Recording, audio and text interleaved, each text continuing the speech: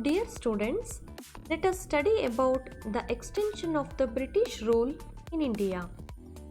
In previous video, we had discussed about the advent of Europeans to India. Among the Europeans, English dominated other Europeans and started to gain control over India. If you have not yet seen that video, please have a look at that. In this video, we shall understand how the British had extended their rule and what type of strategy they used to extend the rule in India. If you have not yet subscribed to my free YouTube channel, please do subscribe. In this video, we are going to learn about continued English dominance over India, resistance, wars and consequences, subsidiary alliance policy, 3 Anglo-Maratha wars. Through Carnatic wars, the English had made other European countries not to challenge them in India. They gained complete political control over Bengal through Plassey and Buxar battles. By 1765, they had gained control most of the eastern parts of India. Let us understand about the resistance and wars the English faced in India. Marathas and Mysore kings were still independent. They were not under the control of British. They were the obstruction to the British to extend their rule. Hyder and Tippu Sultan of Mysore in south, Sikh in the northwest, Marathas in the west, strongly opposed to British. The chief of Maratha Empire was called as Peshwa. The British also waged repeated wars from the mid of 18th century to mid of 19th century to extend their empire in India. Apart from this, they also annexed various kingdoms with cunning policies like subsidiary alliance and doctrine of lapse. During this period, the British waged 3 Anglo-Maratha wars, 4 Anglo-Mysore wars and 2 Anglo-Sikh wars. Let us understand about Anglo-Maratha wars. The Marathas gave back the throne to Shah Alam II, the Mughal Empire in Delhi. Shah Alam II was under the control of British after the defeat in Buxar War. Now, the emperor gave the places Pora and Allahabad to Marathas, which he had earlier given them to the British. This resulted in the enmity between Marathas and the British. During this period, the death of Maratha's strongman Madhavrao Peshwa was a major setback to Marathas.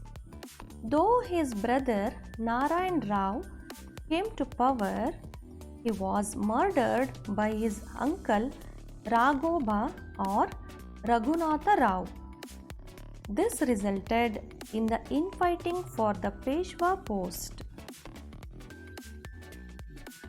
The Maratha Federation brought Madhavrao II of Narayan Rao to the post of Peshwa. Upset with this development, Raghoba approached the British for support. The British thought of exploiting this situation in their favor. A long war was waged from 1775 to 1782. These wars are well known in the history as Anglo-Maratha Wars. First Anglo-Maratha War 1775 to 1782 between Marathas and English. Initially, though Marathas gained upper hand, later they had lost Allahabad to the British. The Maratha Federation, unable to sustain the war with the British, finally entered Salbai Agreement and ended the war. Madhavrao II was named as the Peshwa. Lord Wellesley. He was the Governor General of India. In his time, the quick expansion of British rule took place. By this time, the powerful states of Marathas and Mysore had become weak and the expansion was easier. Lord Wellesley followed three policies to expand the British Empire in India. They were Subsidiary alliance, waging war against new states and administering the states directly that were under the control of the British. Let us understand the Subsidiary alliance. Lord Wellesley brought this policy into effect in 1798 in order to bring the Indian states under control. This was basically a military protection agreement between the East India Company and the Indian state. The conditions of Subsidiary alliance. The Indian king had to keep the British army in his kingdom. The concerned state had to bear the expenses of the army and the wages of soldiers and also had to give certain revenue lands as well. The king has to have a British resident in his court. The king could not appoint any other European without the permission of the British. In order to enter any agreement or pact with any Indian government, the permission of the Governor General was mandatory. In return of all these services, the company would offer protection to the state from any internal or external aggression. The British could place Indian state under their control through this policy and the maintenance of the army became easy. The Indian states were subjected severe economic exploitation. The Hyderabad state was the first state to enter this agreement. Later, Mysore, Awadh, Tanjavur, Maratha, Pune, Virar, Gwalior and other states entered this agreement.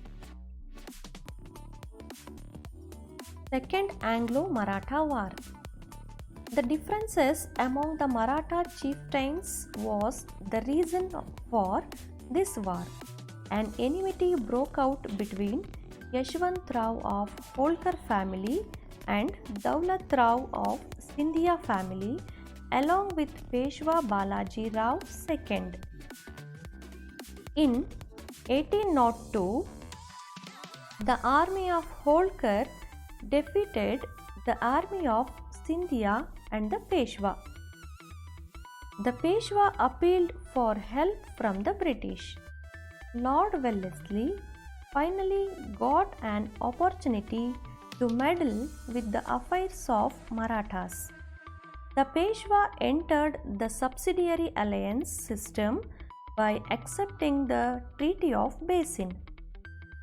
Other Maratha families like Holkar, Gwalior and Wellesley formed an alliance opposing this treaty. Lord Wellesley defeated the armies of various Maratha families from 1803 to 1805.